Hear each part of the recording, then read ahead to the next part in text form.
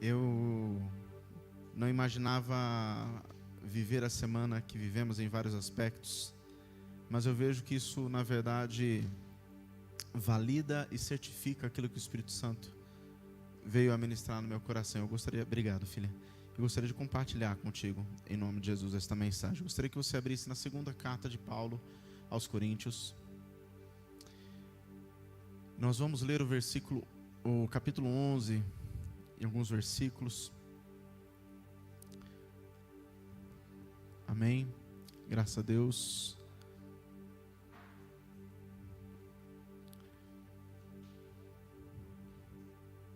Você encontrou? Amém. Segunda carta de Paulo aos Coríntios, capítulo 11, e a partir do verso 22. Eu vou ler aqui, amados, na versão NVI inicialmente, mas você acompanha na sua. Eu creio que não haverá grande mudança no texto, você conseguirá compreender bem, amém? Então vamos lá. 2 Coríntios 11, a partir do verso 22, diz assim, Paulo falando: São eles hebreus? Eu também.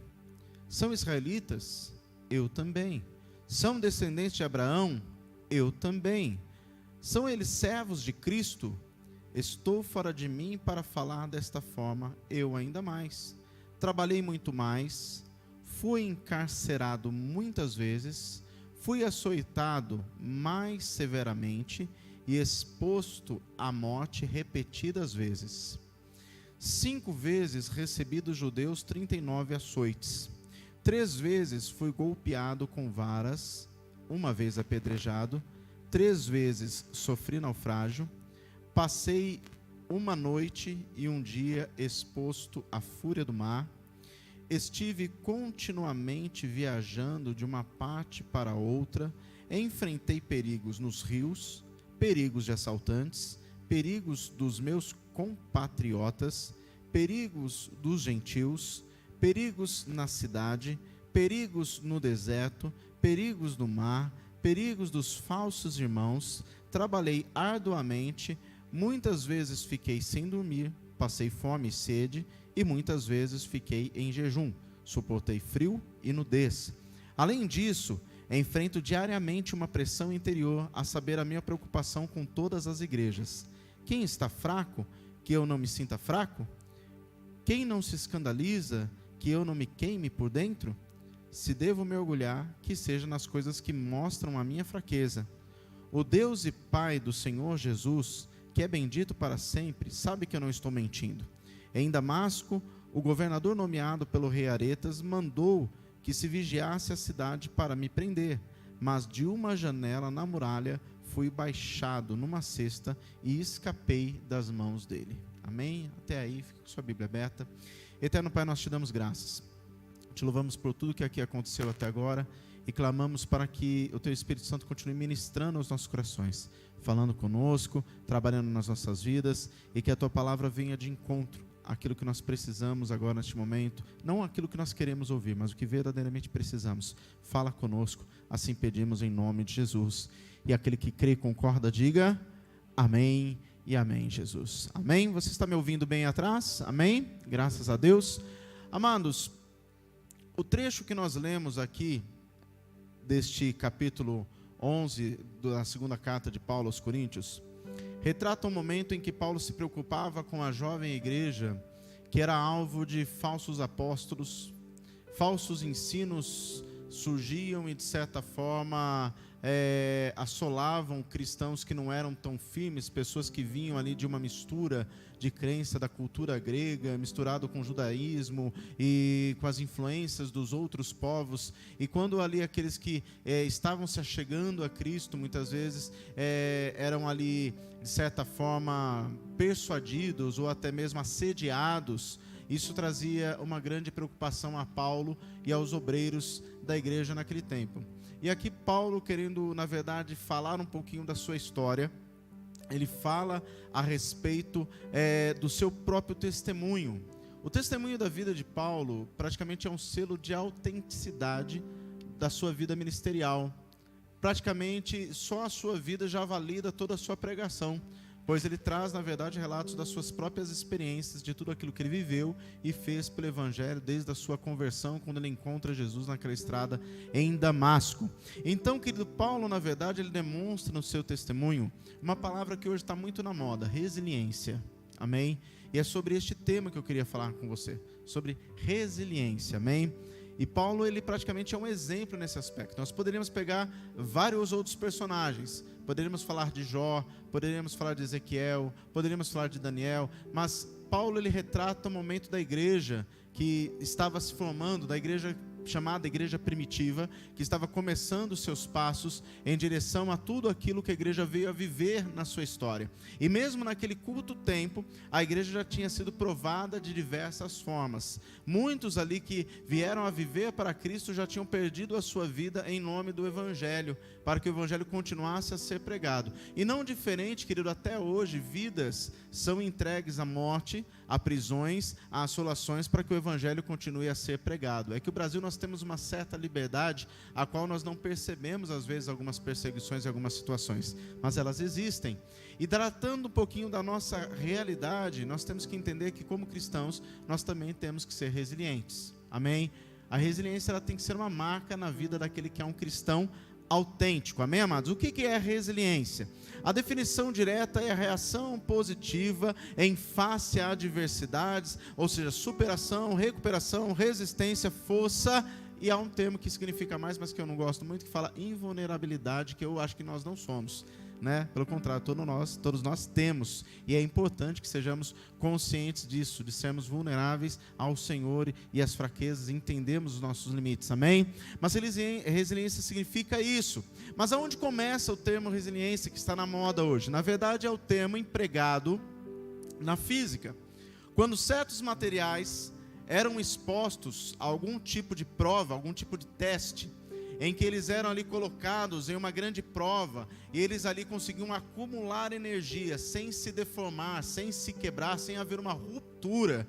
Aquilo era chamado resiliência. E esses objetos, mesmo quando parava aquela fricção, aquela ação sobre eles, mesmo quando era tirado aquele objeto que estava fazendo aquela prova, eles permaneciam da mesma forma que estavam antes. E isso era chamado de que aquele material era um material resiliente, que ele conseguia suportar grandes provas, grandes atritos, e não perdia a sua forma, ou seja, provava que ele era forte o suficiente para determinado produto ou para determinada função.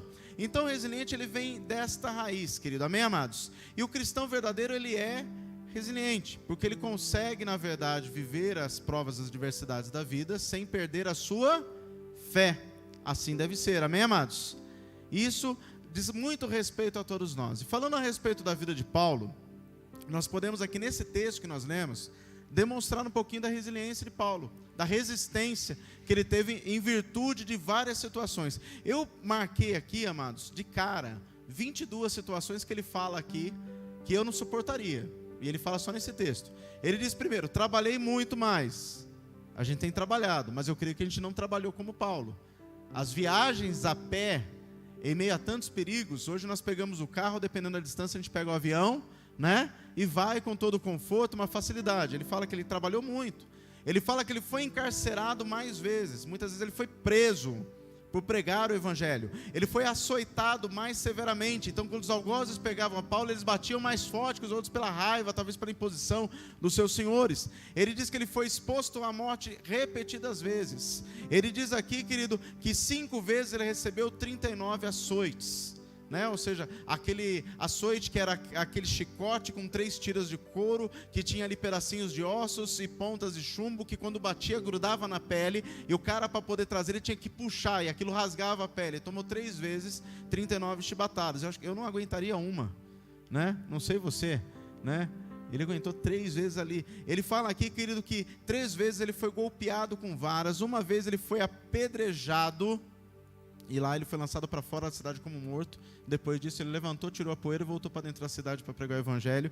Ele fala que ele passou 1 noite e 1 dia exposto na fúria do mar. Amém?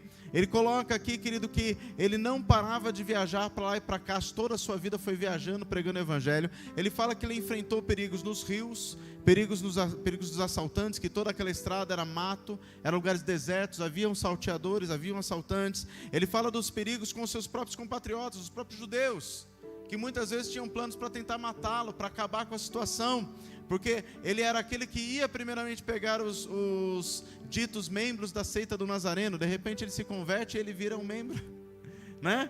E ele passa então também a ser perseguido. Ele fala que ele sofria perigos dos gentios que queriam assolá-lo, perigos das cidades, perigos no deserto, perigos no mar, perigos dos falsos irmãos, porque havia irmãos que se aproximavam dele, mas com segundas intenções, tentando alcançar algo. Ele fala que ele trabalhou arduamente, ele muitas vezes ficou sem dormir, passou fome, passou sede, e muitas vezes ficou em jejum, suportou frio, nudez, e diariamente ele ficava preocupado com as igrejas, porque, querido, todo pastor que é pastor de verdade se preocupa com a igreja, e se preocupa com a situação dos membros da igreja, amém? Há uma preocupação constante. Ele fala dessa pressão aqui no texto, de uma preocupação constante, e aqui, só aqui foram 22 situações. E ele ainda fecha o texto no versículo 32 e 33, falando que uma vez ele estava lá na cidade, a cidade inteira se fechou, né? E o rei Aretas queria prender a Paulo. E como que Paulo escapa? Num cesto, que jogam por cima do muro, ele desce do muro no cesto para poder ali sair livre daquela situação. Então, quando nós olhamos para a vida de Paulo, ela é um exemplo de resiliência, amém?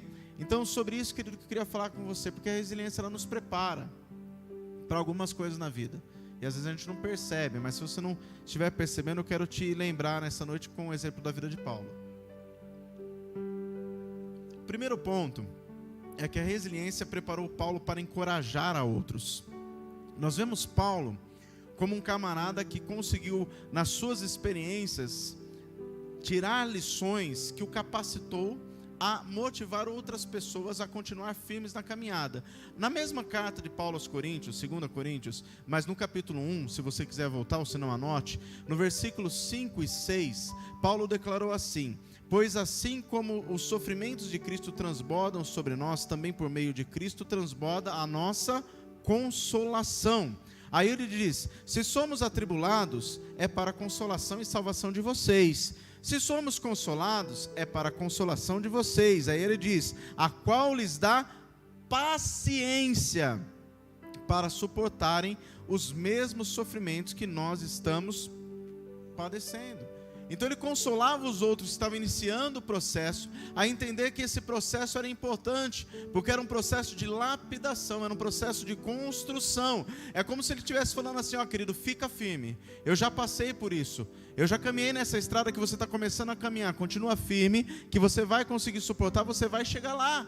E a resiliência preparou Paulo para isso. A segunda coisa, querido, que nós vemos é que a resiliência preparou Paulo para ser dependente de Deus. Falamos de um jovem que tinha posses. Falamos de um jovem que tinha uma certa influência sobre os outros judeus. Tanto que a carta que dava direito a perseguir os cristãos, os novos cristãos, estava com ele. Quando o Estevão foi apedrejado, as vestes de Estevão foram jogadas aonde? Aos pés do chamado Saulo, que agora era Paulo, convertido, mas ele vive então uma mudança de uma realidade que ele tinha antes para uma nova realidade em Deus, e Deus tinha que prepará-lo para ser dependente, para entender que a voz dele não seria mais uma voz com o peso que tinha antes, da opinião de Paulo, mas Paulo seria uma voz com um peso diferente, o peso da voz do próprio Deus, dizendo através de Paulo. E para isso acontecer, ele tinha que aprender a ser dependente de Deus. E para isso Paulo viveu diversas situações na sua vida, para ele ser preparado para isso. Tanto que quando ele escreve aos Filipenses, no capítulo 4, e ele já está em uma situação de diversas adversidades, ele diz a partir do verso 11: eu não estou dizendo isso porque eu esteja necessitado. Ele tinha acabado de receber uma oferta. Aí ele fala: pois aprendi a adaptar-me em toda e qualquer circunstância. E ele diz: sei passar necessidade e sei ter fartura. Aprendi o segredo de viver contente em toda e qualquer situação, seja bem alimentado, seja com fome, tendo muito ou passando necessidade. Aí ele diz aquele famoso versículo que todo crente gosta: tudo posso naquele que me fortalece. Mas aqui Paulo está falando: olha, eu tenho sido resiliente nas situações da minha vida, eu tenho me esforçado, eu tenho suportado, isto tem me preparado para entender que há algo mais importante, há algo maior pelo qual eu luto, há algo maior pelo qual eu vivo. Então, por conta disso, Deus tem me fortalecido, porque eu estou entendendo isso, eu estou vivendo isso, amém? E é interessante que ele ensina para Timóteo, em 1 Timóteo, no capítulo 6, no verso 6 ao 8, ele diz: de fato a piedade com contentamento é grande fonte de lucro. Aí ele diz, olha que interessante, pois nada trouxemos para este mundo, e dele nada podemos levar, por isso, tendo o que comer e com o que vestimos, estejamos todos nós satisfeitos. Mostra maturidade, amém? Maturidade emocional, maturidade espiritual, de entender seu papel, de entender que ele é. Mas isso é fruto da resiliência, que o preparou para isso. Estamos vendo aqui um Paulo já maduro, já ensinando, já discipulando, amém? O terceiro ponto, querido, é que a resiliência exercitou a fé do próprio Paulo. Paulo teve que aprender, querido, a viver e exercitar a fé em todas as situações que ele viveu.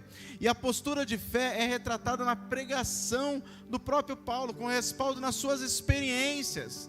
Aí ele declara, quando ele escreve aos Coríntios, na primeira carta, capítulo 2, aonde a sua fé era baseada. No versículo 4 e 5 ele diz: a minha mensagem, a minha pregação não consistiram de palavras persuasivas de sabedoria, mas consistiram de demonstração do quê? De poder do Espírito Santo, para que a fé de vocês não se baseasse, aonde? Na sabedoria humana, mas no poder de Deus.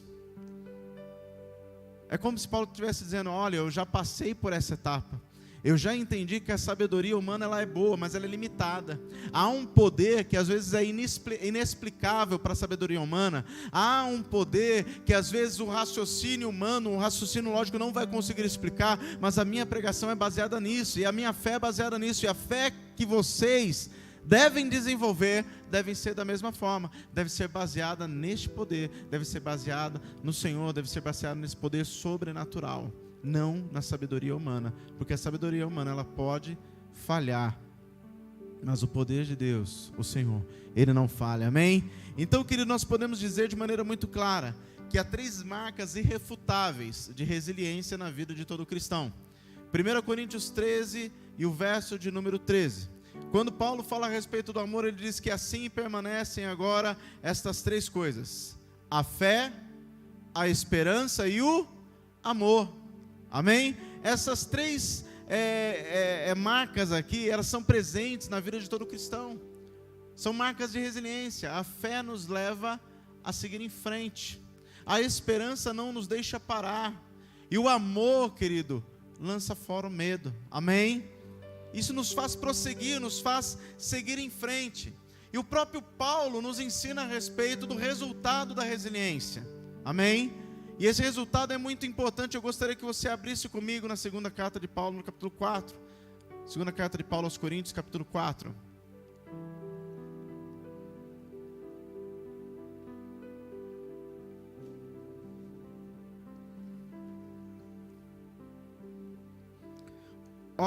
Leia comigo, mas fica com sua Bíblia aberta aqui. Diz assim: de todos os lados, a partir do verso 8, 2 Coríntios 4, a partir do verso 8. De todos os lados somos pressionados, mas não desanimados. Ficamos perplexos, mas não desesperados. Somos perseguidos, mas não abandonados. Abatidos, mas não destruídos. Então, vamos esmiuçar esse texto aqui. Fica com sua Bíblia aberta aí. A primeira coisa que ele diz, ele fala do externo e ele fala da reação interna. Primeiramente, externamente, sofremos de todos os lados pressão. Somos pressionados de todos os lados. Que tipo de pressão nós sofremos? Jesus, ele cita 3. Quando nós lemos em Mateus 5, verso 11, Jesus diz assim: bem-aventurados serão vocês quando por minha causa os insultarem, perseguirem e levantarem todo tipo de calúnia. Então ele cita 3 tipos, por exemplo, de pressão que nós sofremos: insultos, xingamentos, palavras torpes, acusações e tudo mais, perseguição e a questão da calúnia, mentiras que muitas vezes são levantadas ao nosso respeito, a respeito do evangelho, a respeito do que servimos e tudo mais. uma pressão que muitas vezes nos assola e bate na nossa porta. Sim ou não? E acontece na vida de qualquer cristão, amém, amados? Eu não vou afunilar aqui nos pontos, aqui, só estou te dando aqui uma geral a respeito de cada um desses assuntos. Então, querido, externamente as pressões elas acontecem. Há pessoas que se levantam e gratuitamente muitas vezes nos insultam, xingam, nos classificam, nos rotulam de alguma forma e com termos pejorativos, tentando nos denegrir. Há pessoas que por nada, e o por nada nós sabemos que na verdade é impulsionado pelo nosso inimigo, mas começam a nos perseguir, seja no trabalho, seja na escola ou na faculdade, e às vezes não precisa acontecer nada, a pessoa simplesmente não vai com a tua fachada e começa a trabalhar contra você, mas sem ela perceber ela está sendo usada, e você muitas vezes também não sabe como lidar com aquilo, e você tem que entender, querido, que isso vai acontecer, faz parte também do processo. Vão surgir pessoas assim, nós vamos ter que aprender a lidar com elas, sim ou não? E vamos ter que lidar. Vai aparecer pessoas que vão falar de você, muitas vezes vão falar até mentiras ao seu respeito. E sabe, amados, uma coisa, todo pastor acho que vive isso, todo pastor ouve tanta besteira a respeito da vida da gente. Eu ouço às vezes cada história ao meu respeito, que eu fiz, que eu falei, amado, nunca fiz nada. Eu me lembro de uma vez que falaram que uma pessoa falou que a pastora tinha dito, que a pastora atendeu. Eu lembro que eu estava do lado da pastora junto com a pessoa, não foi dito nada daquilo. Aí alguém pode dizer assim, mas pastor, você não foi se defender? Não, eu não preciso se defender, eu sei quem eu sou. Eu sei que eu sirvo. Se tem uma pessoa que eu tenho que se justificar e se apresentar adiante dele, amém? E o tempo mostra, querido. No tempo Deus vai revelando quem é, quem não é, coloca as coisas no lugar, amém, amados, amém? Mas o que eu estou querendo deixar claro para você é que vai acontecer. Ai, pastor, já acontece comigo. Bem-vindo ao clube. Vai acontecer. E se não aconteceu, se prepara porque vai, amém? Faz parte, Jesus já nos alertou, mas como que ele começa o texto? Bem-aventurados sois vós, ou seja, vocês são felizes por conta disso. Por quê? Embora haja o insulto, embora haja perseguição, embora haja calúnia, aqui há algo bem maior pelo qual vocês estão vivendo. Há algo bem maior pelo qual vocês estão pagando esse preço. E não é uma coisa apenas para essa vida, mas também é para uma eternidade, amém? Então esta preparação faz parte. Então, embora externamente de todos os lados nós somos pressionados, olha a continuação do texto, internamente nós não desanimamos, mas não desanimados, ou seja, mesmo com insultos, mesmo com perseguições, mesmo com calúnia, não nos falta coragem para seguir em frente, para dar o próximo passo. E amados, às vezes dar o próximo passo é algo que parece ser difícil, mas nós temos que dar o próximo passo em nome de Jesus. Em 2 Timóteo 1, verso 7, Paulo escreveu que Deus não nos deu um espírito de covardia, mas nos deu um espírito de poder, de amor e de equilíbrio. Vou repetir, Deus não nos deu um espírito de covardia, mas nos deu um espírito de poder, amor e equilíbrio, para seguir em frente, amém? A segunda coisa que nós vemos nesse texto, querido, que externamente nós ficamos perplexos. Querido, o que é ficar perplexo? O que é perplexidade? É algo espantoso, é algo que não é normal, é algo que gera impacto. Eu estava agora à tarde, antes de sair de casa, eu abri o jornal para ver as notícias rapidamente aqui da região, e estava uma notícia lá, pai é preso por ser pego em flagrante após estupro da filha. Eu olhei aquilo e me deixou perplexo.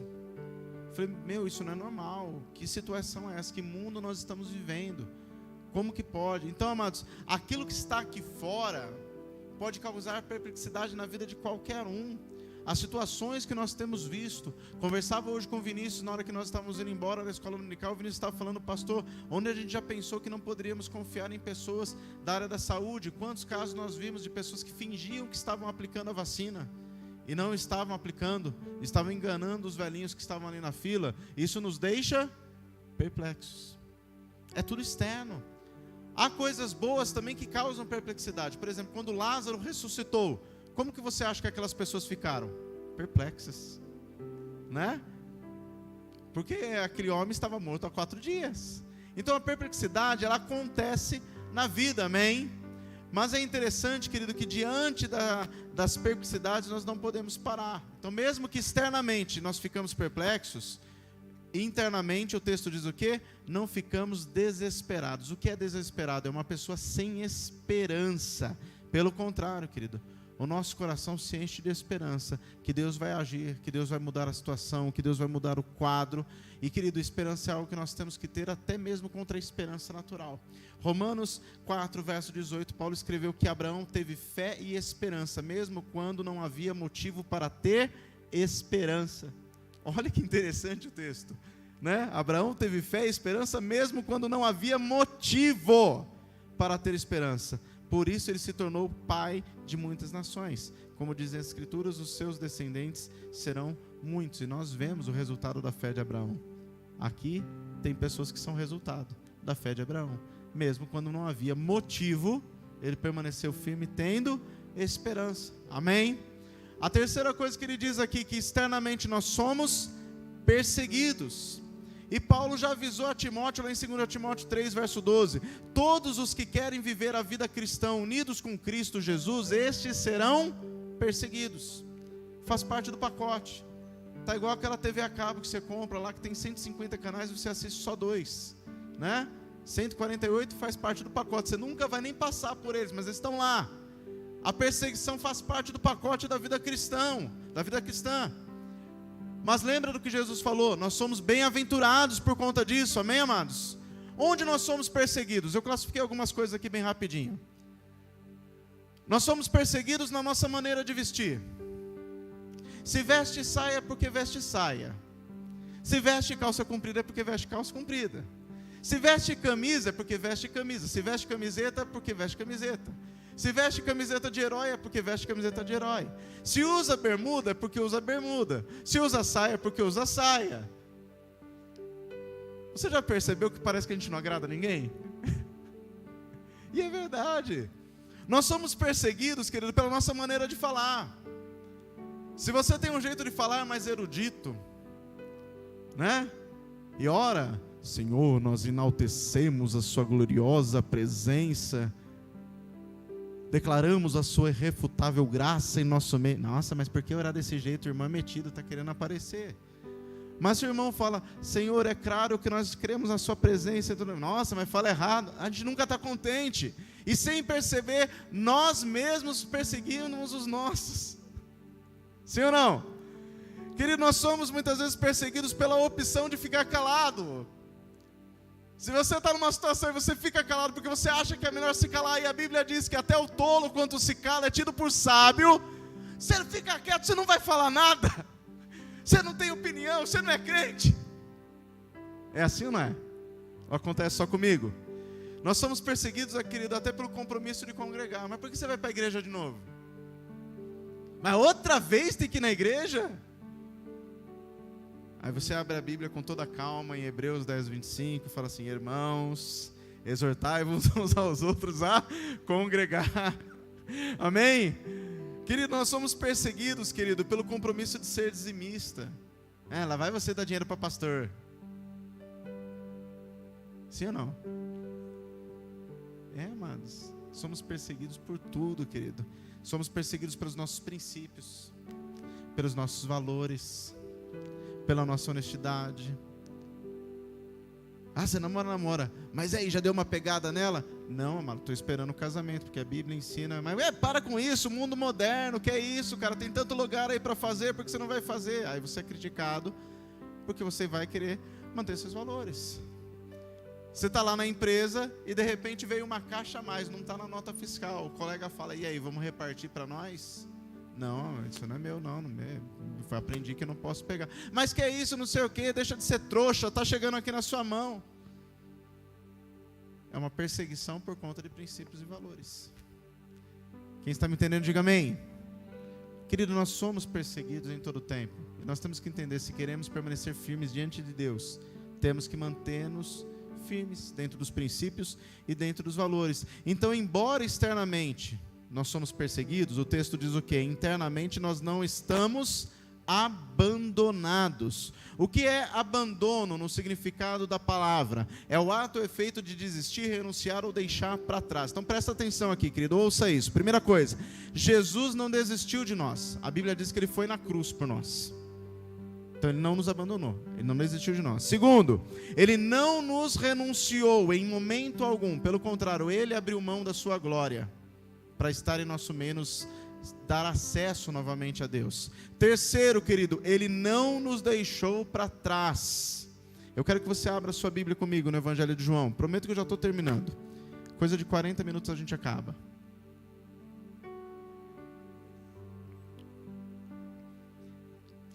João, Evangelho de João, capítulo 20. Graças a Deus. Eu quero ler com você aqui a partir do verso 3. Diz assim: Pedro e o outro discípulo saíram e foram para o sepulcro. Os dois corriam, mas o outro discípulo foi mais rápido que Pedro e chegou primeiro ao sepulcro. Ele se curvou e olhou para dentro. Ele viu as faixas de linho ali, mas não entrou. A seguir, Simão Pedro, que vinha atrás dele, chegou e entrou no sepulcro. E viu as faixas de linho, bem como o lenço que estivera sobre a cabeça de Jesus. Ele estava dobrado à parte, separado das faixas.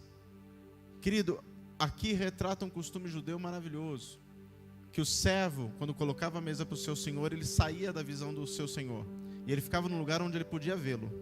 E o seu senhor sentava na mesa para fazer a refeição, e ele estava comendo a refeição, e havia ali um guardanapo do lado.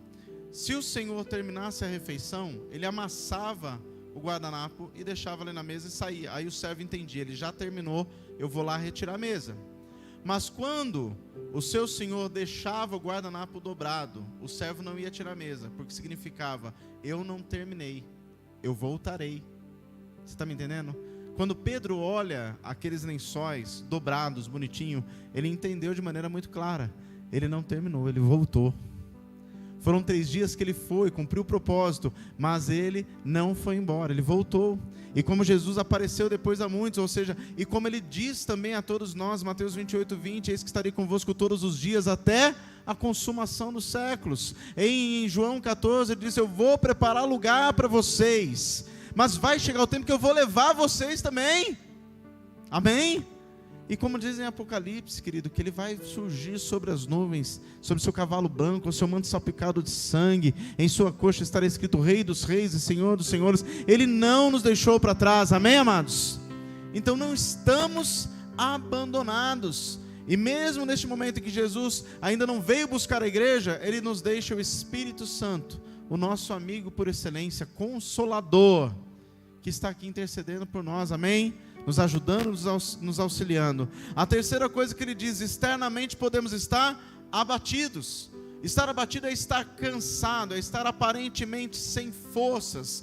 Paulo, quando escreve aos Tessalonicenses, segunda carta de Paulo aos Tessalonicenses 3, verso 3, ele diz que o Senhor é fiel e Ele os fortalecerá e os guardará do maligno, porque ele sabia que a igreja já estava cansada, havia tido batalhas e tudo mais, mas Deus estava fortalecendo a igreja. Então, embora externamente possamos estar abatidos, ele diz que internamente não estamos destruídos. Ele está querendo dizer, olha, a pancada foi forte, eu cheguei até a titubear, balançou, né? Eu estava assistindo outro dia uma luta, né? E era um VT de uma luta já antiga, mas eu não tinha assistido, então para mim era novo, né? E o rapaz, eu lembro que ele estava assim, de repente ele fez assim, para provocar o rapaz. Só que no que ele fez assim, o rapaz acertou um chute no queixo. O rapaz balançou, se agarrou na grade da gaiola ali, tentou se segurar. O outro rapaz tentou finalizar. Por sorte o tempo acabou, o juiz, né, encerrou ali aquele round. Ele foi salvo ali. E daí teve o próximo round, ele recuperado. No fim ele nocauteia o rapaz. Vamos trazer para a vida cristã. Às vezes a pancada foi forte, às vezes até nos deixou tonto, às vezes até nos deixou aparentemente sem forças. Mas é como se Paulo estava dizendo assim, não estamos destruídos. Não estamos destruídos, vamos seguir em frente. Não nos matou, não terminou a nossa história. Foi uma vírgula. O que é uma vírgula? Uma pausa. Naquele intervalo de round, o rapaz recuperou o fôlego e voltou para a batalha. Da mesma forma, querido, nós temos esse tempo na hora da pancada que a gente para, reflete, mas segue em frente. Nós não podemos parar, amém? Até porque, querido, batalhas e lutas não são exclusividade nossa, amém? Lá em 1 Pedro, capítulo 5, verso 9, Pedro escreveu: resistam-lhe permanecendo firmes na fé, sabendo que os irmãos que vocês têm em todo o mundo estão passando pelos mesmos sofrimentos. Ou seja, não é só nós que passamos por lutas, não é só nós que temos batalhas, não é só nós que temos dias ruins, amém? Mas temos que permanecer firme. Tem irmãos que passam por situações piores do que as nossas e estão permanecendo firmes, amém? Isso é ser resiliente. Nós temos que entender que isso está nos preparando, está nos moldando. E para encerrar, querido, Paulo escreveu em 1 Coríntios no capítulo 9, verso de número 25: todos os que competem nos jogos, estes se submetem a um treinamento rigoroso, estão sendo colocados na prova, para conseguir se manter firmes e fortes, para suportar a hora da batalha, a hora da prova oficial. Então todos são submetidos a um treinamento rigoroso para obter uma coroa que logo perece, mas nós o fazemos para ganhar uma coroa que dura para sempre. Final do texto de Apocalipse 2, verso 10, a parte C, diz: ser fiel até a morte e dar-te-ei a coroa da vida. Essa não vai acabar, essa é para toda a eternidade. Então que nós possamos aprender, queridos, a ser resilientes, a dar um passo após o outro. O momento às vezes pode ser difícil, dê o próximo passo, siga em frente. Deus vai te fortalecer, Deus vai te mostrar as lições do porquê desse período, do porquê dessa etapa. Isso vai fazer com que você esteja preparado para ajudar a outros, para ser bênção na vida de outros, em nome de Jesus. Então que possamos, querido, entender que todo cristão deve ser resiliente, em nome de Jesus, amém? Feche seus olhos, eu quero orar com você. Aleluia. Amado Pai, nós te damos a honra, te damos a glória, te damos todo louvor pela tua palavra que vem de encontro aos nossos corações. Tu, Senhor, conheces as nossas necessidades, conheces os nossos anseios, conheces os nossos medos, e neste momento em que nós refletimos nas lutas e batalhas que enfrentamos, primeiramente te glorificamos porque estamos aqui. Te agradecemos porque permanecemos, ó Pai, debaixo do Teu amor e da Sua graça. Pedimos, ó Deus, que o Senhor continue nos fortalecendo, que possamos continuar olhando para o alvo, para o prêmio da soberana vocação no Senhor. Possamos, ó Deus, ter a coragem e a ousadia de continuar seguindo em frente, honrando ao Senhor em tudo, temendo ao Senhor em tudo, e entendendo que todo este processo, ó Pai, nos conduz à Tua vontade, ao centro da Tua vontade, que é boa, é perfeita e é agradável. Amado Pai, eu peço a Ti que Teu Espírito Santo nos ajude e nos auxilie, para que possamos enxergar a Sua mão em todas as situações. E mesmo, ó Deus, quando não haja motivo, como foi com Abraão, nós possamos continuar tendo a esperança e crendo que o Senhor fará grandes coisas. Assim nós oramos a Ti e agradecemos em nome de Jesus. E aquele que crê e concorda, diga amém e amém, Jesus. Aplauda o Senhor Jesus, Ele é digno. Aleluia. Amém, amado.